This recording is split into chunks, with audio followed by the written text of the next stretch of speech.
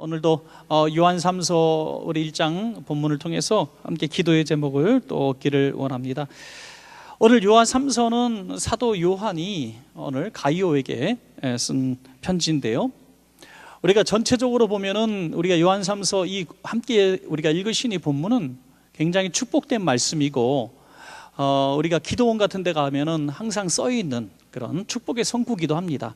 그래서 사랑하는 자여 내 영혼이 잘된 같이 내가 범사에 잘되고 강건하기를 내가 간구한다. 지나칠 정도로 이 얘기를 남발해서 기복적인 신앙의 어떤 대명사처럼 또 이렇게 또 오해하는 부분들까지 생겨날 정도로 굉장한 축복의 메시지인 것은 틀림이 없습니다.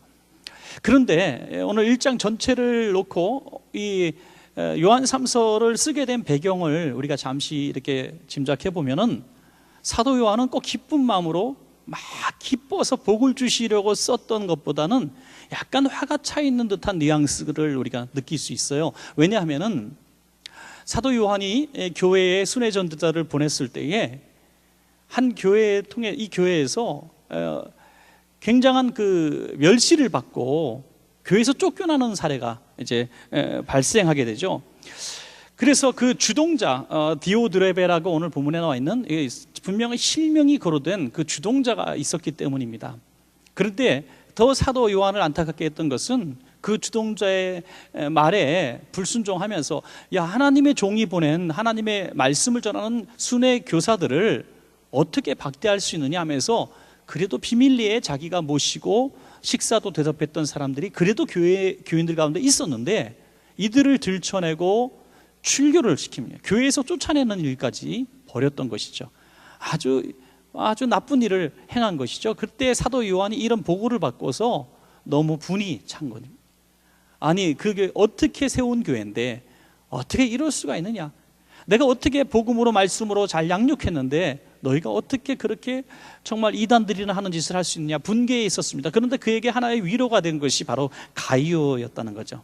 이 가이오라고 하는 사람은 그러거나 말거나 하나님의 말씀대로 복음을 전하는 자들을 영접하고 교회를 진리를 지키기 위해서 그 모든 불이익과 편견에 맞서서 싸웠기 때문에 가이오를 통해서 전도자들이 위로를 받았던 것입니다. 그래서 돌아와서 하나같이 사도 요한 선생님, 가이오가 희망입니다. 가이오는 어떤 불의 가운데서도 진리 가운데 행했던 사람입니다. 이렇게 하면서 사도 요한에게 보고할 때 그래도 위로가 되는 사도 요한은 가이오에게 오늘 요한 3서를 통해서 편지를 이렇게 쓰게 된 것입니다. 자, 3절을 다시 한번 보시면 형제들이 와서 내게 있는 진리를 증언하되 내가 진리 안에서 행한다 하니 내가 심히 기뻐하노라.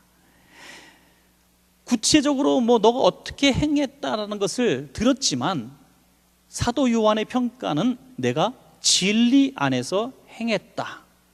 그의 행위가 진리 안에서 행한 것이다. 이렇게 칭찬을 한 것입니다. 그 진리 안에서 행한 것이 무엇을 통해서 그렇게 할 수 있었는가? 영혼의 건강함 때문이었다. 영혼이 강건했기 때문이다. 이렇게 말하죠. 좀 내 영혼이 잘된 같이 이미 과거, 현재형이잖아요. 이미 잘된 모습을 보여왔다. 그것이 진리 안에서 사는 삶이다. 여러분, 영혼의 건강함이 진리 안에서 사는 것이라는 거예요. 쉽게 말해서 여러분, 우리가 내 영혼이 잘된 같이 하면 우리 영혼이 잘된 같이 범사가 잘되고 육신의 강건함을 얻는 축복의 비결은 우리가 진리 안에 사는 것인데 진리 안에 산다는 것이 과연 무엇이니까 이거죠. 영혼이 잘되는 것이 진리 안에서 사는 것이다. 본문은 그렇게 말씀하고 있어요. 자, 그럼 영혼이 잘된 거, 영혼이 잘되면 뭐냐? 제가 다른 성경을 좀 찾아봤어요. 새 번역 성경에 이렇게 나와 있어요. 사랑하는 이여 나는 그대의 영혼이 평안한 같이. 영혼이 잘된 가치가 내 영혼이 평안한 것 같이라고 했어요. 사랑하는 여러분, 여러분의 영혼이 지금 어떤 이 세파, 정말 이 이단과 사이비가 가득하고 진리와 비진리가 혼돈스럽고 어느 것이 옳은 교회관인지 구원관인지 어떻게 사는 것이 진정한 그리스도인의 윤리인지 우리는 헷갈리고 혼미한 이때에 바른 메시지, 이건 이겁니다라고 말해주는 영적 지도자 거성들을 찾아볼 수 없는 이 시대에 우리는 어떻게 영적인 평안을 누릴 수 있을까 하는 거죠. 그러나 여러분, 우리가 심령의 평안함, 영혼의 평안함이 혹시 여러분 가운데 아직도 충만하게 있어서 개가 짖어도 경부선 열차는 달린다 하는 것처럼 온갖 이단 사이비 사상이 만무해도 거기에 전혀 미혹되지 않고 이해가 안 가는 거예요. 거기 미혹되는 사람이 이해가 안 가. 너무나 바른 진리 안에서 서 있는 것이 갈등이 없고 평안하고, 그런 평안함, 영혼의 평안함이 있는 분들은 영혼이 잘된 분이고 진리 안에서 사는 분들입니다. 또한 현대인의 성경은 조금 더 잘 표현해 놓고 있어요. 현대인의 성경은, 우리 현대인 여러분 성경을 읽다가 이거 무슨 말인가 잘 이해가 되지 않으면은 현대인의 성경을 찾아보시면 되고요. 현대인의 성경을 뭐 또 돈 주고 사서 이렇게 읽으려면 힘드니까 여러분들 인터넷 같은 데 가서 이렇게 성경 나와 있는 프로그램들이 있어요. 뭐 홀리 바이블 같은 프로그램 들어가 보면 다 이게 영어 성경부터 쭉 나와 있는데, 거기 현대인의 성경을 한번 클릭해 보시면 우리가 굉장히 빠르게 이해할 수 있어요. 거기는 이렇게 나와 있어요. 그대의 영혼이 건강한 것처럼 내가 범사에 잘 되고 건강하기를 원합니다. 내 영혼이 건강한 것 같이, 내 영혼이 잘 됐다는 것이 뭐냐면 건강하다, 영혼이 건강하다, 영적 건강. 저는 그래서 오늘 본문을요, 영적 건강 이렇게 한번 말씀의 제목을 잡아봤습니다. 우리가 영적으로 건강하면, 쉬운 말로 우리가 영적으로 건강하게 되면 우리는 진리 안에서 사는 것이 어렵지 않게 되고요, 갈등이 없어집니다. 진리가 뭡니까? 하나님이 기뻐하시는 삶인 것이죠. 하나님이 기뻐하시는 진리 대신 주님 안에서 사는, 이렇게 종합해 볼 때 내 영혼이 잘된 같이, 내가 진리 안에서 사는 것 같이, 내 영혼이 평안한 것 같이, 내 영혼이 건강한 것 같이 하는 것을 한마디로 딱 표현해 보니까 결국에는 무엇이냐면 주님이 나와 함께 하시는 성령의 사람이라, 이런 저는 이렇게 결론에 도달하게 되는 것입니다. 사랑하는 여러분, 우리 안에 성령님이 내 영을 주장하시면 우리는 영혼이 평안하게 됩니다. 우린 진리와 비진리를 구별할 수 있게 됩니다. 육신은 아프고 삶은 고달프고 우리를 혼미케 하는 수많은 미혹이 있어도, 이단 사이비들이 우리 손짓해도 우리는 갈등이 있을 수가 없는 것입니다. 왜? 성령님이 내게 진리가 무엇인지 늘 우리에게 말씀하시기 때문인 것입니다. 저는 이 사도 요한이 가이오를 향해서, 야, 너 내가 보낸 사람들 영접해줘서 참 고맙다. 어려운 가운데 맛있는 것도 사주고 그 숙소도 예비해주고 너 너무너무 고생이 많았구나. 너 어떻게 그렇게 할 수, 구차하게 말씀하지 않았어요. 사도 요한의 관점과 그 당시에 초대교회의 성도들과 지도자들의 관점이 뭐냐면, 예수 이름 때문에 순교를 당하는 이 시대 싸움 속에서요, 그들은 공치사라든지 뭐 군더더기 있는 그런 격려라든지 그게 없어요. 여러분, 이 시대는 너무나 나약한 교인들이 되어버렸어요. 제가 수요일 저녁이니까 이렇게 센 설교를 하는 것을 대단히 기쁘고 감격스럽게 생각합니다. 주일날에 이런 식의 설교를 하면 다음 주에 교인이 얼마나 빠져나갈지 몰라. 특별히 미국의 이민교회들에 저는 매년마다 한 번씩 가지만, 목사님들이 뭐라고 좀 센 설교 한 번 하면은 교인이 이렇게 움직이는데 옆교회로 가요. 옆교회로. 또 한 번 목사님하고 싸우면 또 옆교회로 가요. 16번까지 교회를 옮겼다는 사람을 봤어요. 16번. 예. 계절마다 한 번씩 옮기는 거죠. 계절마다. 그래서 늘 그냥 불면 날아갈까, 조심스럽게 위로하고 격려하고 전화하고 막 이렇게 얼르는 거예요. 그러다 보니까 너무 목사님의 사역이 뭐냐면, 교인들 삐질까봐 공항 나가서 픽업해 오고, 애들 좀 늦게 온다 애들 가서 학교 가서 데려오고, 뭐 비자 내주는 일들, 운전 라이선스 따는 거 도와주는 거, 맨 그런 것에 치우쳐서 목사님이 말씀으로 양육하고 말씀으로 권면하고 당신 그렇게 하면 지옥 갑니다, 이런 설교를 할 수가 없는. 여러분, 이 시대 한국 교회가 점점 그렇게 돼가는 것이. 그러나 사도 요한은 그런 거 군더더기 달 새가 없어요. 뭐라고 말합니까? 너 영혼이 건강하니 너는 복을 받을 수 있을 것이다, 이렇게 말씀합니다. 영혼의 관점.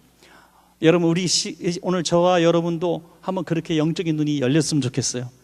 예, 하나님이 오늘 제게 영적인 눈을 열어주셔서 여러분을 바라볼 때 스캔이 된다면 참 좋겠어요.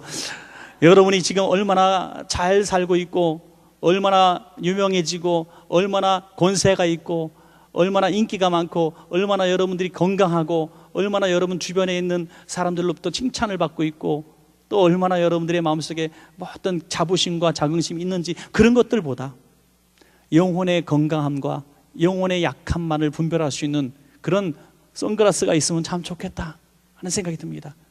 왜요? 목회자에게 있어서 성도들을 대하는 가장 중요한 문제는 영적인 건강이기 때문입니다. 여러분, 영적인 건강. 나 아파요. 우리 아들 대학 가야 돼요. 우리 아들 직장 들어가야 돼요. 나 우리 집 이사해야 되는데 집 팔리게 해주세요. 저 지금 이렇게 마음이 상해 있는데 좀 위로받고 싶어요. 다 좋아요. 다 좋아요.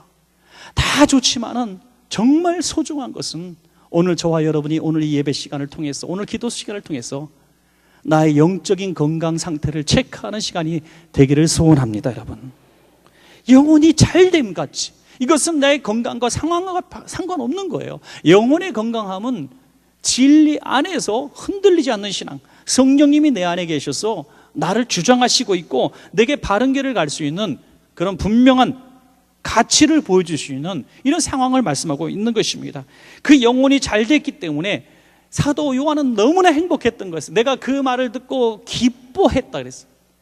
너무나 기뻐했다. 그래서 부연적으로 그에게 축복을 쏟아붓고 있는 것이, 내 영혼이 그렇게 잘된 것처럼 내가 범사가 하는 일마다 하나님이 도와주셔서 잘 되기를 바라고, 내 육신도 네가 좋은 음식 먹고 뭐 운동하고 네 건강 체크하고 그런 사람보다도 훨씬 더 육신도 하나님이 주시는 건강함이 너에게 있기를 원한다, 이렇게 축복하시는 것입니다.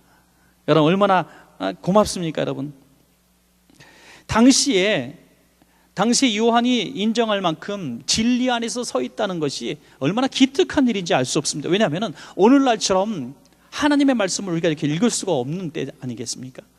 우리가 그 구약 성경은, 구약과 신약 처음부터 끝까지, 신약 끝까지 쓰여진 기간은 1500년 정도로 보고 40여 명의 저자로 보고 있죠. 이 1500년 동안 쓰여진 성경인데, 물론 앞부분은 다 구약이고 신약 성경이라고 하는 것은 예수님이 오신 이후에부터 70년 어간에 다 쓰여진 책입니다. 그러니까 이 예수님 당시의 성경이라고 하는 개념은 다 구약 성경이죠. 신약 성경은 아예 없을 때고요.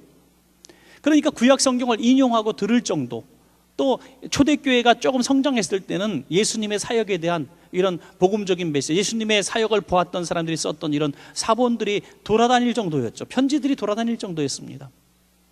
그러니까 이 성경 공부를 한다든지 성경의 메시지를 이렇게 지금처럼 이렇게 뭐 바이블 아카데미를 한다든지 그런 상황이 있는 것이 아니에요. 구역 예배를 통해서 구역장님이 가르쳤던 것이 아니라는 거예요. 그런데 어떻게 도대체 그 이단이 많고 박해가 많은 땅에서 진리 안에서 똑바로 서서 복음을 수호할 수 있었는가? 이게 신비 아닙니까? 신비입니다. 여러분, 우리가 지금 북한의 지하교회에서 70년째 신앙을 지키고 있는, 2대째 지키고 있는, 3대째 지키고 있는 그들과 보다 우리가 영적으로 건강하다고 누가 감히 말할 수가 있느냐 이거죠. 성경을 조금 더 안다는 것과 진리 안에서 산다는 것은 전혀 다른 별개의 이야기라는 거죠. 신학 박사도 구원받지 못할 수가 있다는 거죠. 신학 박사도 주님을 인정하지 않는 수도 있다는 거죠. 그러나 나이 많으신 우리 어르신들 보십시오. 초등학교도 못 나오시고 한글도 잘 모르셔서 성경을 읽을 때 좀 읽어줘 하고 돌리셔요. 그럼에도 불구하고 이단 사이비에 미혹되지 않아요. 오히려 배웠다고 하는 사람들, 오히려 조금 말 좀 한다는 사람들이 이단에 미혹되고 신천지 갔다가 신천지가 아닌가벼 해서 딴 데도 가기도 하고 왔다 갔다 한단 말이에요. 여러분, 어떻게, 그러면 그 어르신들이 잘 몰라요 하면서 어떻게 신앙을, 똑바른 신앙을 지킬 수 있을까? 그 건강한 신앙을 지킬 수 있을까? 후손들에게, 박사학위 몇 개 가진 아들, 손자, 며느리들에게 복음으로 살라고, 말씀으로 살라고 날카롭게 말씀할 수 있는 지혜로운 사람이 될 수 있었을까? 성령이 하시는 일이라는 거예요. 할렐루야. 성령의 충만함이라는 거예요. 성령의 사람이 될 때에 진리 안에서 사는 사람이 되고, 성령의 사람이 될 때에 영적으로 건강한 사람이 되는 줄로 믿으시기 바랍니다. 그래서 진리가 너희를 자유케 하리라. 자유케 하리라. 여러분, 신앙생활에 자유로움이 있어야 됩니다. 자유로움이. 여러분, 성령의 사람이 돼서 진리 안에서 살지 못할 때 우리는 비본질적인 것 때문에 교회에 문란을 일으킵니다. 작은 일 때문에 다툼이 일어요. 어떤 교회는 멀쩡하던 교회가 둘로 분열이 되었는데, 왜 둘로 분열이 되냐면 자동차를 사는데 현대자동차를 살 것인가 대우자동차를 살 것인가 갖고 싸우다가 둘로 분열되는 시발점이 되었다. 어떤 교회는 피아노를 여기다 놓을까 여기다 놓을까 싸우다가 음악 좀 안다고 하는 사람이 그렇게 고집 부리고 싸우다가 그 피아노 때문에 교회가 둘로 분열된. 이거 제가 거짓말 치는 게 아니라 제가 진짜 들은 실화예요. 팩트. 들어보셨어요 여러분? 진짜 있었던 얘기를 한다는 거예요 제가 지금. 기가 막힌 얘기 아닙니까? 성령의 사람이 아니니까, 진리 안에 자유가 없으니까 술 먹는 것, 담배 먹는 것 때문에 뭐 정죄하고 싸우고. 저는 괜찮다고 생각해요. 괜찮아요. 술, 담배 좀 했다고 지옥 안 갑니다 여러분. 괜찮아요. 그렇다고 해서 또 원천교회 막사 술, 담배 먹으라는 교회로 만들었다 이렇게 얘기하면 그것도 좀 곤란하고 섭섭하죠. 그런 얘기가 아니에요 지금. 그런 얘기가 아니에요. 우리가 너무나 비본질적인 삶의 작은 것 때문에 하면서 얘기하는 하면서. 제가 넥타이 다음 주 풀고 설교하면 여러분 교회 떠날 겁니까? 목사가 너무 이게 자유신학에 물들었다고? 아니에요. 구멍 뚫린 청바지라도 입고 와서 설교할 수 있어요. 그걸 여러분들이 받아들 정도의 성숙한 신앙이 저는 원천교회 성도들은 있다고 믿습니다. 근데 제가 양복이 잘 어울리거든요. 그래서 양복을 입는 거지 절대로 구멍 딴 청바지 입으면 저는 안 어울려. 이게 어울리는 사람, 곽동원 전도사님 같은 사람이나 어울리는 거지 좀 놀았던 사람들이. 죄송합니다. 그 부흥회 이후에 계속 쳐맞아가지고 미안한데 하여튼 잠깐 빨리 가세요. 하여튼 우리가 진리 안에서 자유롭기를 원합니다. 좀 자유로워져야 돼요. 자유로워져야 돼요. 우리 가족 주일날 저녁 예배 한 번 안 드렸다고 주님이 화가 나서 빨리 재림하지 않으세요. 우리 교회 역사상 100년 동안 한 번도 저녁 예배 안 드린 적이 없습니다. 이렇게 얘기하는 사람은 성령의 사람이 아니에요. 성령의 사람은 이런 비본질적인 것들에 대해서 자유로움이 있어요. 자유로움. 그러나 진리 때문에 목숨을 걸 수 있습니다. 믿으시기 바랍니다. 진리 때문에는 목숨을 걸지만 비진리, 비본질에는 자유가 있는 것입니다. 그렇다고 이단과 수용하고 이단과 손잡는 것은 절대 아니죠. 왜? 진리 안에 서 있기 때문에 분별력이 있는 거예요. 이 중세가 왜 암흑기냐? 중세가 왜 암흑기냐? 저는 중세의 암흑기의 이유는 성경을 접할 수 없었기 때문에 저는 암흑기라고 봅니다. 우리 사람들이, 평범한 성도들이 성경을 읽을 수가 없었기 때문에 암흑기예요. 그들에게 성경은 사제들만의 것이었기 때문에 성경과 상관없는 그들만의 유익을 위해서 얼마든지 날조하고 제거하고 청부시킬 수 있었어요. 그러니까 오매한 백성들은 신앙심에 의해서 사제들의 말에 목숨 걸고 따랐던 것이죠. 그래 하다못해 성베드로 성당 같은 걸 짓기 위해서 면죄부를 판매하잖아요. 연옥에 있는 사람을 딱 천국으로 올려보내는 이 죄사함의 증서를 돈 주고 사고 팔아. 다 당대의 사람이 면죄부를 다 사니까 이제 돈 있는 사람 거 더 뜯어먹으려고 돌아가신 아버지 것까지 팔고 엄마 것까지 할머니 것까지 팔아. 그래서 이 면죄부 파는 전문 사역자, 전문 이 사원들이 또 생길 정도로 판매원이 생겼어요. 여러분 그 정도로 부패했기 때문에 영적 암흑기인 거예요. 진리 안에서 살아갈 수가 없는 거예요. 하물며 그것보다 무려 1000여 년 전에 초대교회에서 성경이 지금처럼 온전히 구비되지 않은 그 시대에서 진리 안에서 살아간다는 것이 가능한 일입니까? 사랑하는 여러분, 오직 성령이 우리에게 임하시면 생각나게 하시고 깨닫게 하시는 줄로 믿으시기 바랍니다. 생각나게 하고 깨닫게 하시는 거예요. 여러분 사업을 하십니까? 직장을 다니십니까? 무슨 어떤 새로운 일에 모험을 시작하려고 하십니까? 세상의 전문가 말에 여러분 인생을 맡기지 마십시오. 세상에 어떤 나를 잘 알고 권세 있는 사람 앞에 여러분의 인생을 맡기지 마십시오. 성령님의 인도에 여러분을 맡기시기 바랍니다. 여러분, 세상의 전문가처럼 지금처럼 과학적이고 분석적이고 통계학이 있고 예측하는 시스템이 다 있는 이 시대에도 왜 일기예보를 평범한 사람보다 못 맞춥니까? 여러분, 저가 일기예보보다 더 정확하게 맞출 수 있어요. 내일 비 안 옵니다. 그러면 일기예보보다 확률이 높아요. 무슨 말인지 아시죠? 안 오는 날이 오는 날보다 많으니까. 일기예보 확률이 40%밖에 안 되니까요. 맞을 확률이. 여러분, 작년, 재작년에 올해는 IMF보다 2배 정도 센 그런 상황이 온다고 모든 전문가들이 다 얘기했어요. 작년, 재작년에 뭐라고 얘기했냐면 부동산 가진 사람은 다 팔아버리고 현찰로 만들어서 자산으로 갖고 있으라고 얘기했어요. 모든 전문가, 경제학자들, 모든 제가 아는 유명한 사람들이 다 그렇게 얘기했어요. 그런데 재작년보다, 작년보다 올해가 부동산이 제일 폭등했어요. 뭔 짓인지 모르겠어.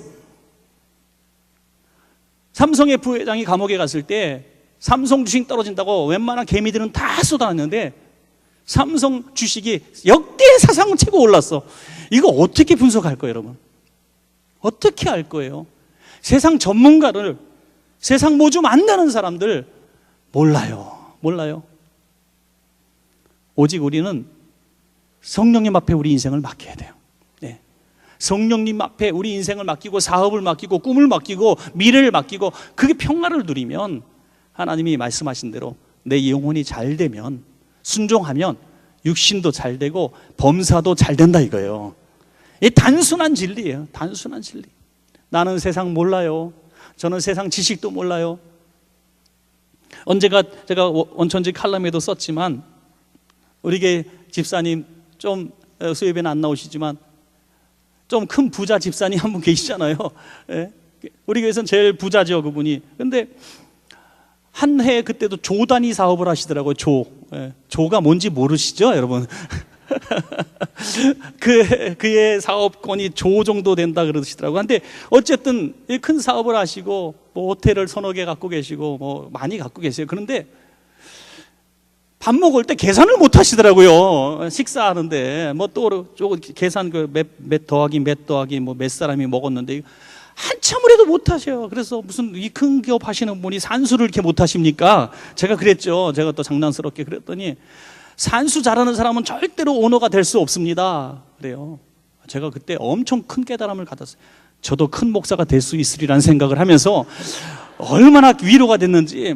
제가요 한 15년 전쯤, 16년 전쯤에 총신대에서 박사학위를 할 때 그 박사학위 전체 하는 사람이 이제 저희가 30명 좀 못 됐는데 미국에 한 학기 가서 이제 마지막 학기를 하는 때가 있었어요. 근데 제가 회계를 맡아 총무라서 회계를 했어요. 현찰로 1억 5천만 원을 제가 딱 주머니에 넣었어요. 현찰로 1억 5천만 원. 뭐 별로 큰 돈 항상 넣고 다니는 정도죠, 제가. 근데 1억 5천만 원을 들고 가는데 이게 좀 걱정이 되긴 돼요. 1억 5천만 원을 딱 놓고 이제 쓸 때 지출하고 이렇게 이제 웬만한 거 호텔이나 다 미리 대놓고 내가 쓸 돈만 1억 5천이었어요, 거기서. 30명. 그러니까 굉장히 큰 돈이었죠. 나중에 3주가 다 끝나고 이제 마지막 오기 전날 이제 발표 정산하고 이제 폐강을 해야 되는데 여러분 진짜 부끄러운 고백을 하면은 10번을 했는데 10번이 계산이 다 틀린 거 있죠. 할 때마다 돈이 몇천 불이 올라갔다가 몇천 불이 떨어졌다가 올라갔다가 그래서 제일 제가 손에 안 나는 걸로 결정했죠, 그냥. 예, 하나님 죄송합니다 하면서 하여튼 제일 제가 많이 남는 걸로 결정해서 이렇게 해서 90몇 불씩 착 저는 나눠줬어요. 20몇 명을. 잔금 남았다고 박수 치고 난리 났어. 어떤 모임이든지 잔돈 받아본 적이 처음이다. 그래서 얼마나 저는 조금 더 남긴 것 같은데 하여튼 막 나눠주고 기뻐했던. 제가 그때 깨달았습니다. 목사가 내 천직이다. 예. 조그만 회사에서도 격리 맡기면 그 회사 말아먹는 거 일순간에 저는 진짜 산수가 안 되더라고요. 그 집사님이 하신 말씀이 그거예요. 산수 잘하는 사람은 그냥 밑에 직원들 쓰면 된다는 거예요. 너무 많다는. 그러나 오너는 중요한 순간에 다 이 길이라고 말할 때 저 길이라고 말할 수 있어야 된다는 거죠.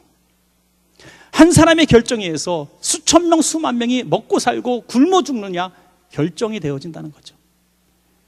여러분, 하나님께서 쓰시는 지도자가 되기 원한다면, 하나님이 쓰시는 큰 인물이 되기를 원한다면 쪼잔한 사업가의 꿈 꾸지 마시기 바랍니다. 그냥 산수할 적 주판 두들기면서 가게 경영하려고 하지 마시고 하나님 앞에 맡기시고 성령의 인도함 따라서 순종하며 한번 도전해 보시기 바랍니다.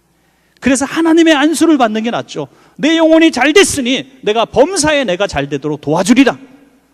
할렐루야. 이것이 하나님이 쓰시는 큰 기업가가 되는 비결이라는 것입니다. 오늘 가이오가 바로 그랬다는 거죠. 지금 상황은 요한이 보낸 사람들을 영접하면 교회에서 쫓겨나기 직전. 이